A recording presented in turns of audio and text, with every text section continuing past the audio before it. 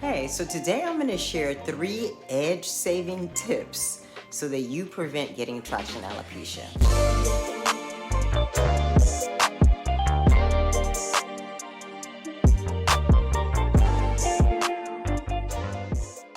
So I recently had a one-on-one consultation with a client who told me that she didn't know she had traction alopecia until it was too late.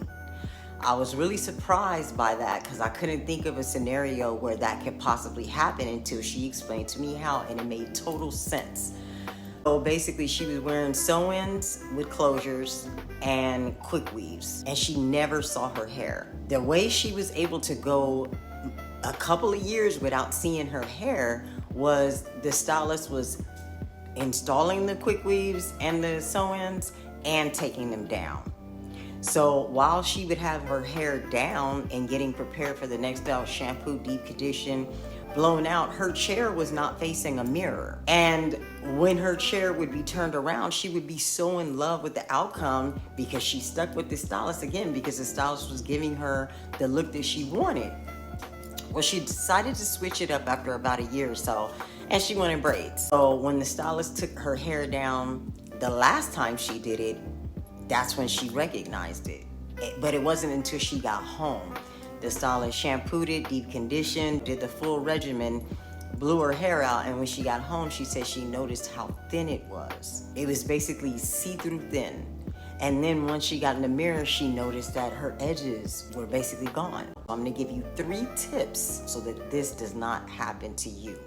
So the first tip is never blindly trust anyone. Even if you've bonded with your stylist on a personal level because you've been going to them consistently, at the end of the day, it's still a professional relationship. It's between you and the professional. The stylist should never ever think that you don't care about your hair.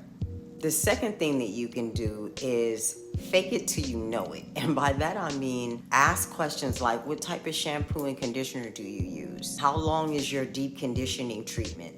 These are things that don't have anything to do with your hair. You don't have to know about hair to ask about a shampoo and a conditioner. You don't have to know about your hair to want to know how long they're going to process your deep conditioning treatment. Okay? This is just going to signal to them that you're a part of the process, that you care about your hair, and that they're going to have to be on their A game when they deal with you.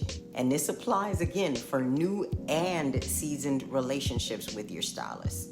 It's really important that you ask to see photos of your hair. That would have been a game changer for the client that I talked about that I had the one-on-one with, because she would have been able to see exactly what was going on with her hair. And again, I understand trusting your stylist, but integrity is the name of the game. So it's important that you do that. And if you're regularly going to that stylist, I can't see why they wouldn't want to take a picture of your hair. If they didn't, that would give red flag for me. People tend to use the term protective style as if, oh, it just means you're not wearing your real hair. That's not what it means. Protective style literally means that the style that you're choosing is protecting your hair from damage. I want to drop this little pro tip. Trust your intuition more than your stylist. Stylist and client relations that last for a long time can become very laxed, all right? Because I've heard this many, many times. And I've actually had relationships where it started out as client and we became good friends, and she and I are very good friends to this day.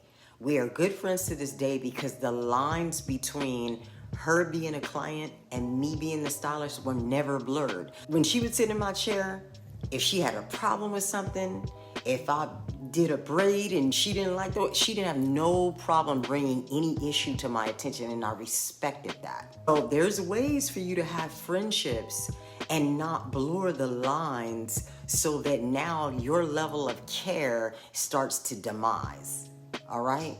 Or if you didn't have a level of care, it continues. Because one thing about it, once you start asking questions, if you haven't up until this point and you've been patronizing the same stylist, again, trust your intuition. Look at their responses. Pay attention to blow-offs like, girl, I got you, you good? I've been doing your hair. I know this, stuff like that, because that's ego.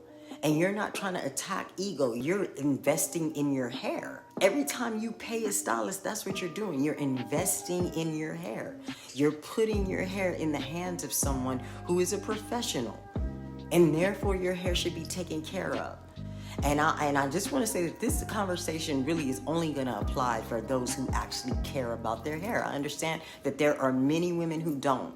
So if you're watching this and you like, oh, is she on? She being extra? This is not the conversation for you. That's what that is. But for those sisters who are tired of the same things, tired of being a victim in the chair, want to be empowered, these tips will help you tremendously, okay? Because it's going to show the signs that you actually care about your hair.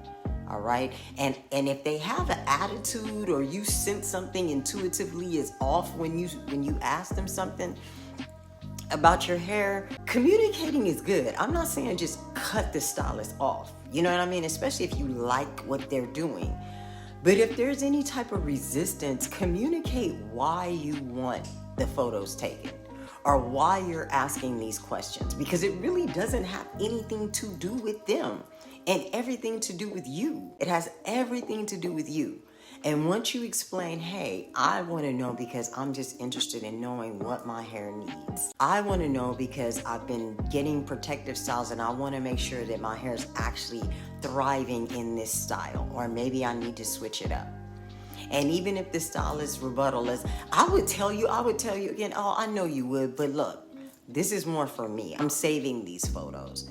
You know what I mean? But make sure there's a way to communicate to where it doesn't come across like you're attacking them or second guessing them, okay?